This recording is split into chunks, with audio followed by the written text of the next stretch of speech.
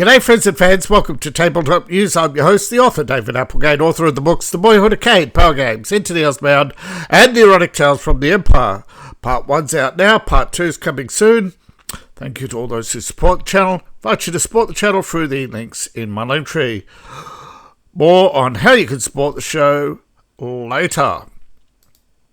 For now, we go to my favourite site, the Bundle of Holding.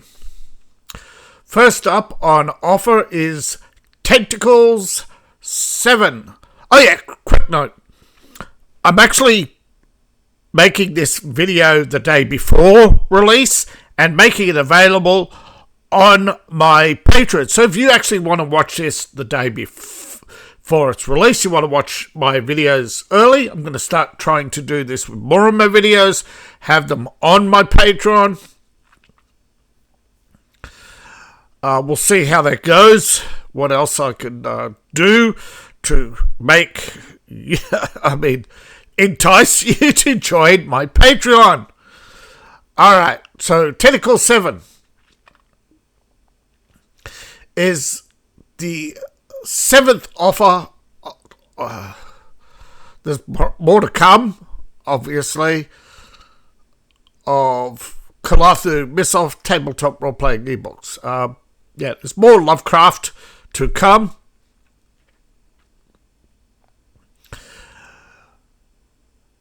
Now, this, of course, is your typical bundle of holding. It has your starter collection and a bonus collection. This is a sanity-shattering tabletop role-playing ebook inspired by Carpathia. Illuminate your position in the cosmos with 5 complete standalone games like Legacy of Carpathia, Rise of Ryla, Eldritch Tales, and a new edition of Lovecraft-esque, a system-neutral sourcebook of cults, and a seminal treatise Stealing Carpathia, in which Gnome Stew's Martin Ryla has done one of the best gaming books he's ever read, all for $7.95 for 5 games. Now, if you beat the threshold price of $25.04, you'll level up and get the entire bonus collection. First up, we look at the starter collection. Pay the minimum price and you get Stealing Carpathia, returning to Lovecraft to make old stories new. Alright, many Carpathia games feel the same. You shoot cultists, you do rituals, you unearth and bury a god. It's like every other god you've dug up. Hey! You played video games before! Stealing Carpathia shows how to make your games new and horrifying by stealing from H.P. Lovecraft. Stealing, inspired by, just like Lucas was inspired by Hidden Fortress.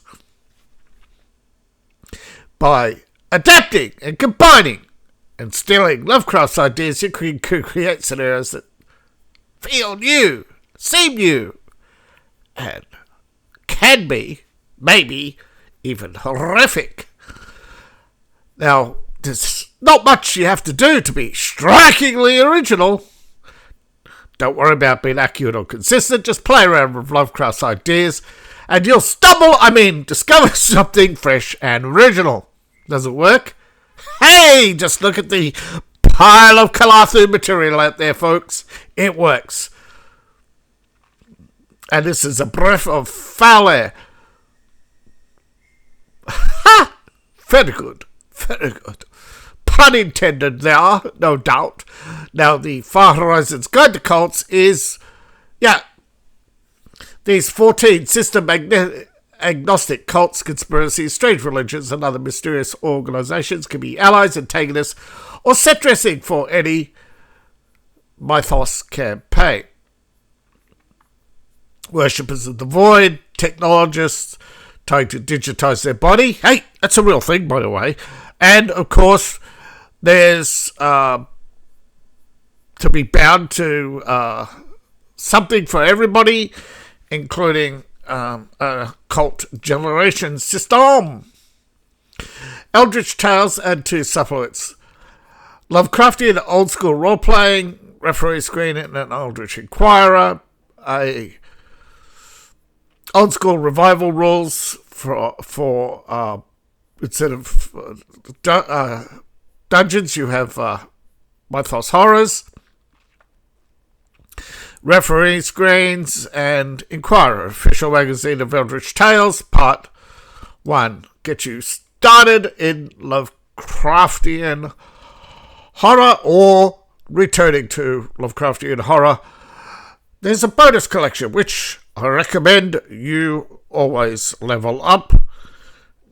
Now, Lovecraft S 2.0 is a horror game where you have a bunch of horrors all on your tabletop, and it's a GM-less storyteller game. Players share control of a single character to investigate a terrible evil. As the story progresses, players play cards, develop a compelling cosmic horror. As the mystery builds, you discover clues. It's a game you can just pick up on the fly. There's 188 print cards. Legacy of Cthulhu. Prelude Before the End. This is a standalone RPG solo or GM-like play where you're the survivors of the apocalypse brought about by the old ones. Pretty much like everything else, it's a survival horror. Food, medicine, weapons, and gear. Now, Before the End is what happened before the disaster, and you have your pre-apocalypse life, and you accept that you've got dark priests, cultists, and horrors that seek to bring back the old ones.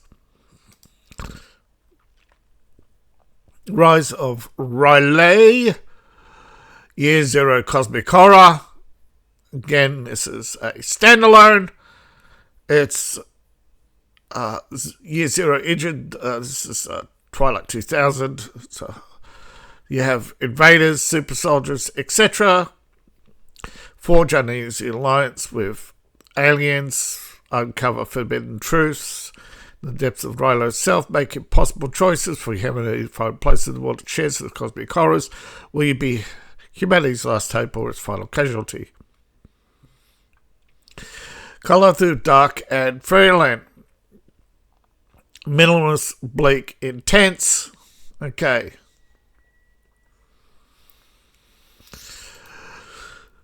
Cthulhu Dark is a standalone Lovecraftian RPG. Story. It's a story of Lovecraftian horror.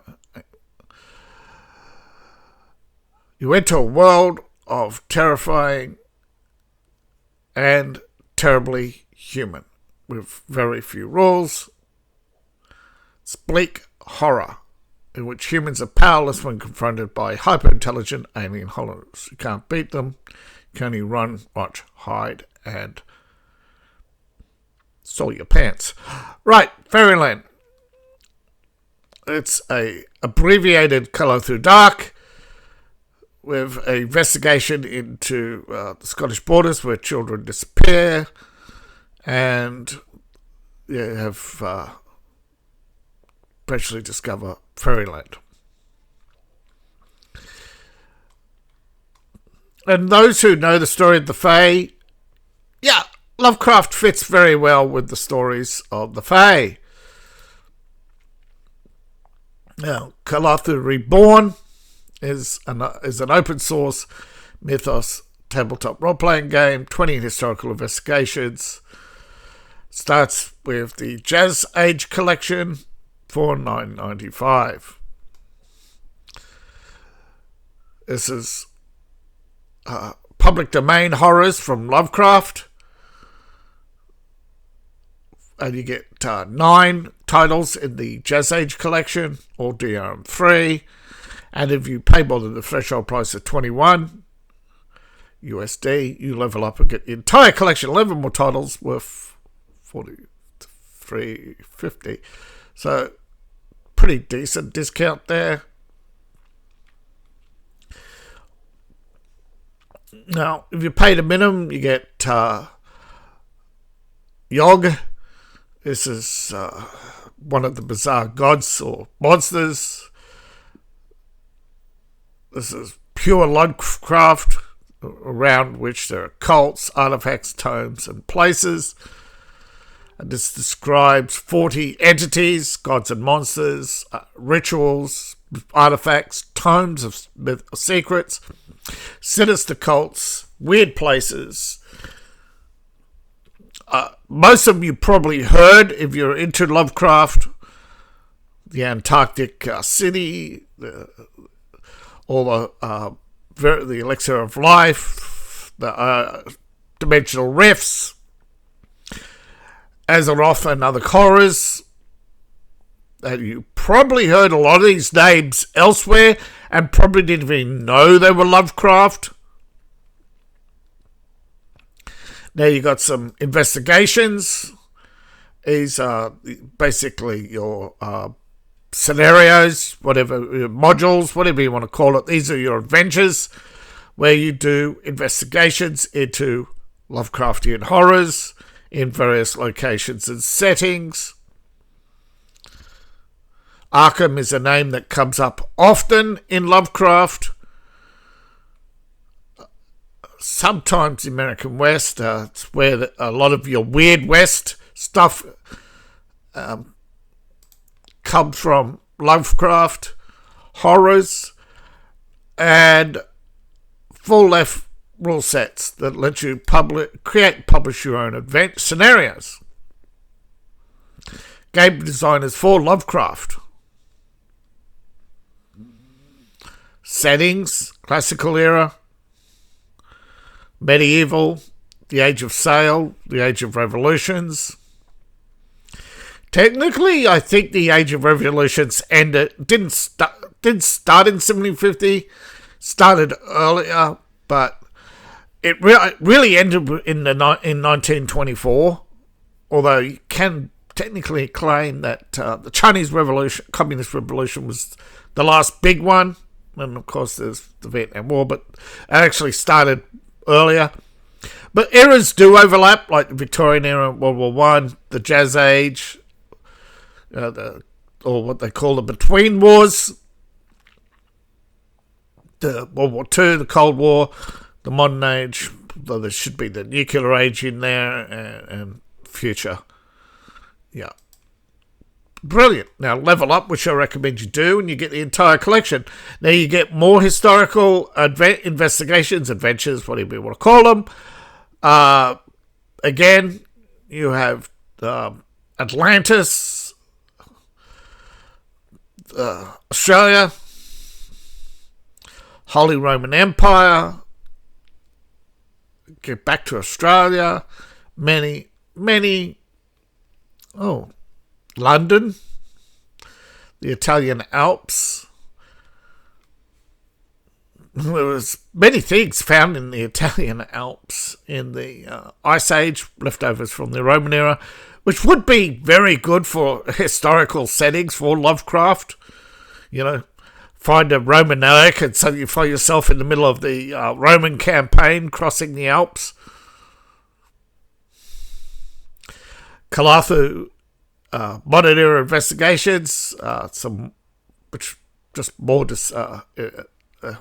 okay, Arkham, yeah, very sore period of history for both Australia and Turkey. The Gallipoli campaign, a lot of horror there. Dark Visitations and House of the Promontory, two masterpieces. Yeah. Again, this is written for, these are scenarios for Calathu.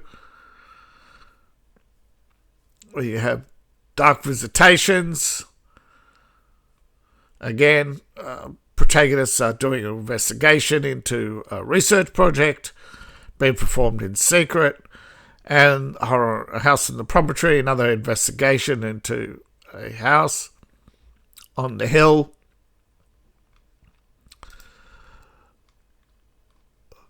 Yeah, I know people will... Yeah, but that's what you do, right? You do still. Lovecraft has a basic game loop, okay? In D&D, it's explore the dungeon, although dungeons are so passe to some. But all in all, Carpathia is a serious, very, what would you say? It is intense. For those who are into Carpathia, you know what it is, and you know the loop of survival horror, and you like survival horror. You don't want variations of survival horror. It's one of those things where D&D and many other games are for a much broader audience or appeal, where the horror is in the monster and the infliction of damage rather than the psychological torture.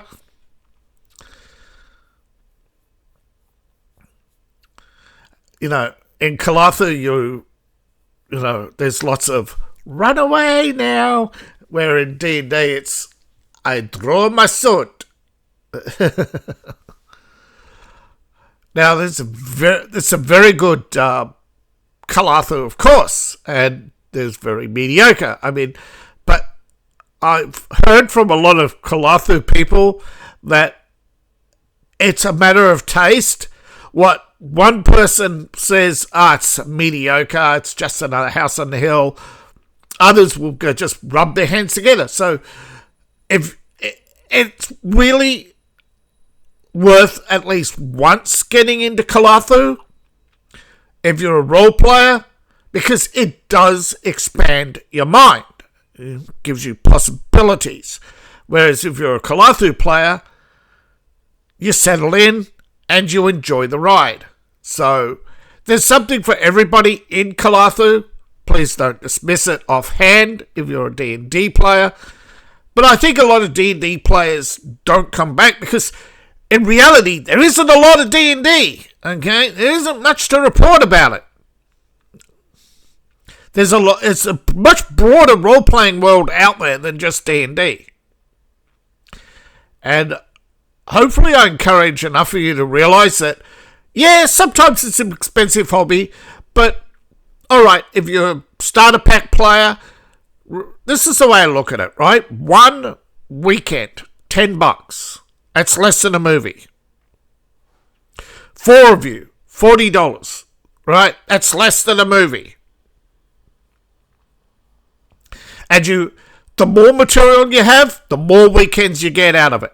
Now, I'm not saying buying every pack or but you find something you like, you get once a month, once a quarter, and you will be entertained. Far more, alright, I really hope to convince more people that there's more entertainment in role-playing and reading than there is in the movies. I know movies make a lot of money. That's because you could go in front of a movie and go flick. But you know what happens? How many movies do you remember?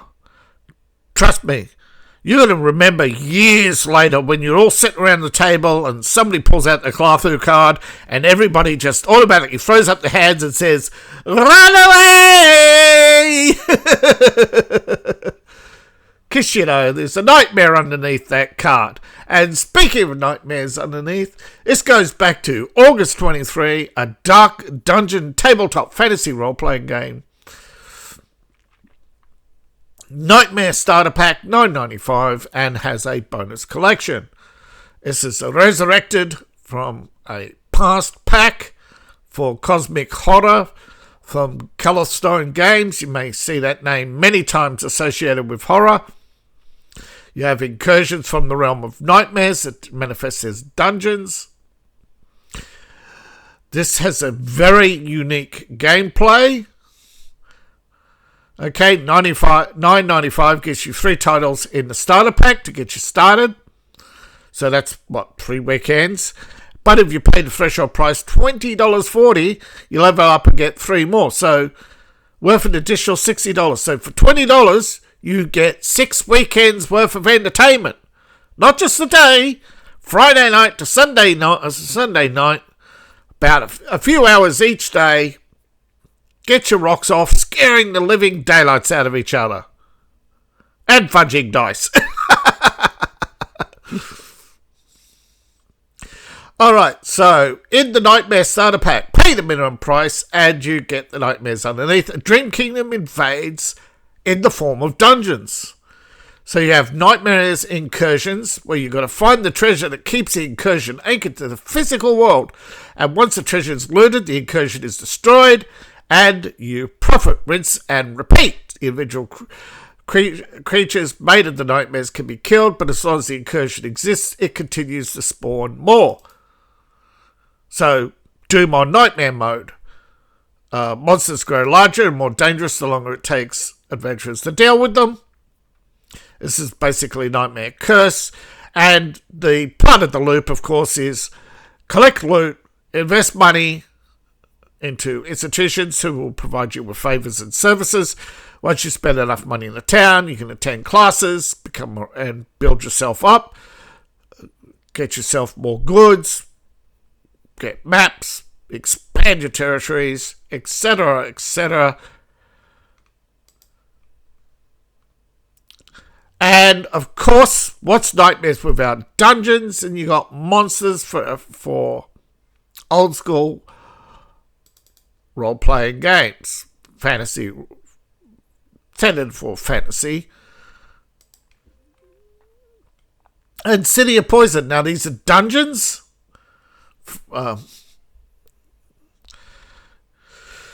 So, sample Dream Incursion. It contains 2 level 1 layers and a level 2 layer and dozens of monsters and new spells, and however it can be used in any old school fantasy RPG. Level up, which I recommend you do, beat the threshold price and you get the entire collection. Now, the Nameless Grimoire is 666 spells for the night, so you got an explosion of spells, huge collection of spells. Only monsters here, no false advertising. Okay, you've got pretty much, it's a product of the monthly monsters Patreon. You've got a whole bunch of tables and for counters and monsters. The Metamorphia, a random mutation table for creating abominations. Always recommend you level up. This is a nice neat pack if you're into fantasy role-playing. Now, if you're into Weird West, we have the Occult Weird West, Huckleberry, Core Rulebook, and Old West Maverick, and 3 bounties, 3 adventures. All right, $7.95 gets you the entire collection. Huckleberry is basically your what they call a maverick, a seasoned bounty hunter. You ride into town with big iron. You loot, shoot, rinse, repeat. Not necessarily in all that order, but it is basically a loot and shoot sandbox player-driven game where you create unique characters, customize your big iron. So $7.95 gets you Huckleberry Core Rulebook and 3 bounties. These are 3 adventures to get you started. So that's an entire weekend for $7.95. Bang. And probably, if you play well, you do 3 weekends, 1 per weekend. Ghastly Affair, $9.95 gets you the entire collection. This one comes with more supplements. This is a gothic romantic horror. This is a tabletop role-playing game of gothic and romantic horror. The disastrous age of decadence.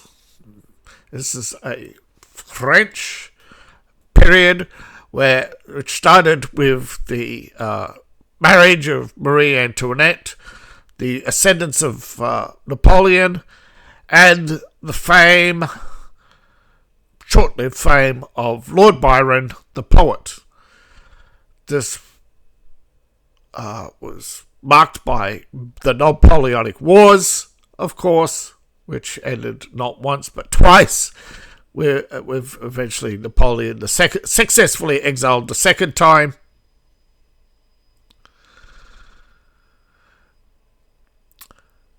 You are pursuing dangerous liaisons in saloons and ballrooms, and the thing is, behind it all, you're a demon hunter, or a grave robber, or you're a dark magician, or a mad scientist, or you just have a deal with the devil, or bargain with death, however you want to portray it.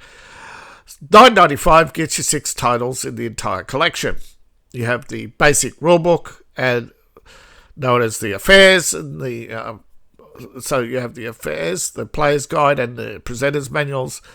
You have 4 basic supplements, gives you locations in the form of estates. So castles, mansions, estates. You have new character options in Ghastly Potpourri. You have new allies and antagonists in Gothic Icons, and a somewhat location in High Dark Hall, somewhat an adventure. And then you have 6 more locations, basically all filled with possibilities for dark romance and chilling horror. So you have a basic game loop of seduce the Duchess while investigating her and her friends and her associates and their husbands and their lovers. Find the murderer before they find the demon before they find you. Rinse and repeat. Still, it's an intriguing social game, and you got 10 books, 10 materials. And depending on the possibilities, of course, you can extend this. It's a fairly detailed game by the looks of it. So you're going to get a lot out of it. Now, all this is brought to you by you, the viewing audience. I'm dedicated to creating high-quality entertainment for fans of science fantasy. For some reason, when I do spell check, it keeps changing it to science fiction. Now, I'm currently using the What is Old is New system. I did ask members. Most of you are merely there just to support me, so I don't mind. But for those who are interested in role-playing, I'm creating a setting. Now, I also bring maps. And even if you're a free member, you get a map. But if you pay, you get map packs each month.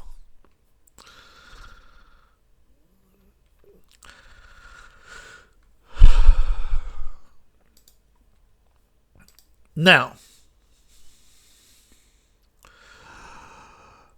when you buy from Drive-Thru, it's all linked to... when you buy from Bundled Holding, it's all linked to Drive-Thru RPG. Now, Drive-Thru RPG is the world's largest RPG download store, and it has a plethora of RPGs, so there's always something new. Every day there are uploads, and some of these uploads are spaced. And one, of course, who's spacing out their releases right now is Cubicle 7. They are producing Warhammer 40k, and this is the tabletop Space Marines, though they do also... this is the book for the Sons of Russ, also known as the Space Wolves, hailing from the death world of Fenris. They're tribalist, and they've got new, basically, tabletop figures, but really, I've heard a lot of people play with counters, don't even play the official rules anymore. That's fine. However you want to play is up to you. But if you're still into 40k, which a lot of people are, I mean, it seesaws in popularity, just like Dungeons and Dragons. I mean, when 5th edition brings out a good book, people buy it. Okay, Dungeons and Dragons has diminished, but it hasn't died. Okay, I think a lot of people exaggerate its death. I know there are sites where there are thousands of people who play. I mean, it's not much, but there are still thousands of people who play regularly D&D.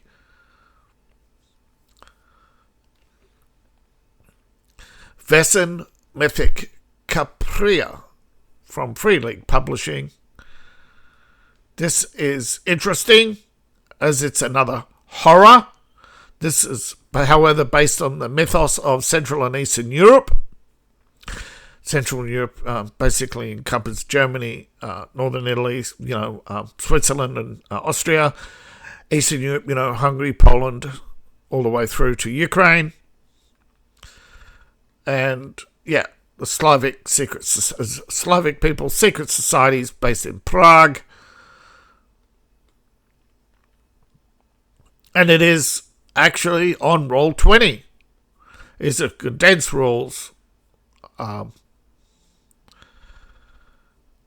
7-0, yeah.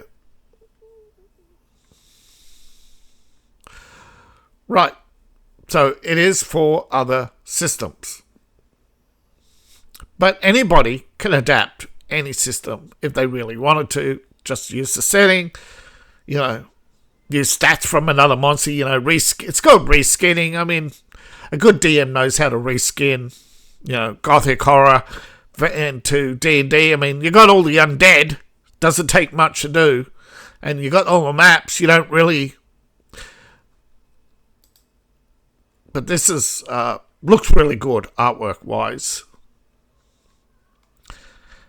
And again, the other way around, any system is easy to pick up once you don't lock your mind into the mindset of, do I roll the dice now? All right, so I've covered this now, 4 or 5 weeks. This is announced now. I don't know how long you can keep something on launching soon, but it's still launching soon. Again, still launching soon. Now, the other launching soon actually started and finished. So, that was the Clockworks. It was fully funded. It went very quickly. Last week, just after I published the video, it went offline. Now, GURPS is well known, and given the renewed interest in GURPS, Steve Jackson Games is revising 4th edition. Now, this was quietly announced recently, and there has been leaks. It won't be years. Most of the work is done. Physical layouts of the book have changed. They claim that it'll be now easier to read. That's not a 5th edition. There's not a 3rd edition reskin. It is proper 4th edition, just like 3rd edition was revived. Some things haven't changed, but there is basically small fixes, like book numbers, making all the little errors they made over the years have all been fixed. A little bit of rewriting in the language, not a rule change, just what was, going through all the questions people have asked over the years, making sure that instead of changing the rules, they made things clearer.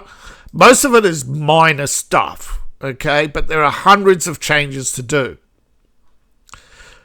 But compatibility. There are lots of references over the years. So they set out to make sure they didn't invalidate anything. If you've got a 4th edition book and you get the revised edition, and the 4th edition book says, see book X, page X, and look at the character guide on that page, It's still the same chapter headings. All they've done is clean up the language, added a few little pages here and there, but mostly it's the glitches, okay? No new rules, no page reference number changes. There is different art.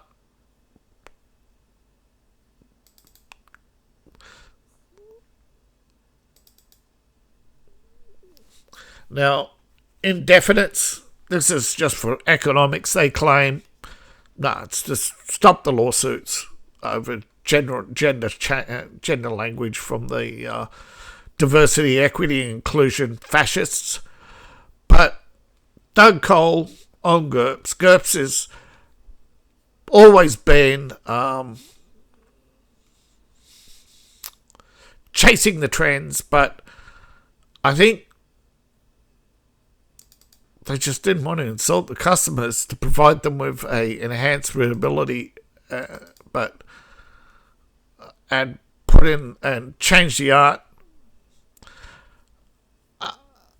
I don't know what they intend. It's very hard to read between the lines sometimes with these guys, what they mean. But addendums, but not a full revision. So my guess is at the end of each of the two books, right, there's the basic set and the fourth edition revised basic set. We'll have extra pages, but those extra pages are going to be the extra material. All the stuff they've clarified over the years that was probably published in Pyramid and other areas, and because they're not in print, and I think the recent GURPS bundle was highly popular on Bundle of Holding, so they realised, probably all these new players asking questions, that they needed to release a fix with no release date.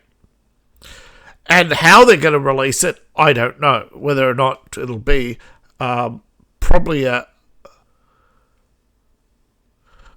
going to do it. Yeah, but it's apparently minor terms. It's very, very minor changes. GURPS is over 20 years old, but 21 years ago. So soon, yeah. But it is still supported. There's still some source books out there, mostly PDFs on Steve Jackson Games, I think. And that's where we're at with RPG News. Thank you all for watching. Please like, share, and subscribe. Please support the channel. Check out the links in the description if you're on Rumble or YouTube.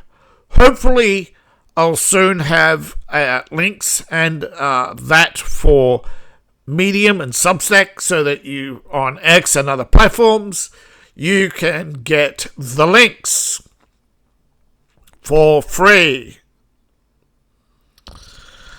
I just had so much stuff going on this week that I haven't been able to set anything up. That's on me. I apologize. But please support the channel. You can support me on Ko-Fi. Buy my books. Buy my merch. Now, of course, I ask you to support me on Patreon, of which I have two. One for my writing and one for my RPG based on my writing. But, of course, I'm primarily a writer. And my books links are all in my book merch, all in the link tree, description below, in my profile, or scan the QR code on the screen. Please and thank you. Appreciate each and every one of you. See you in the next video. Bye for now.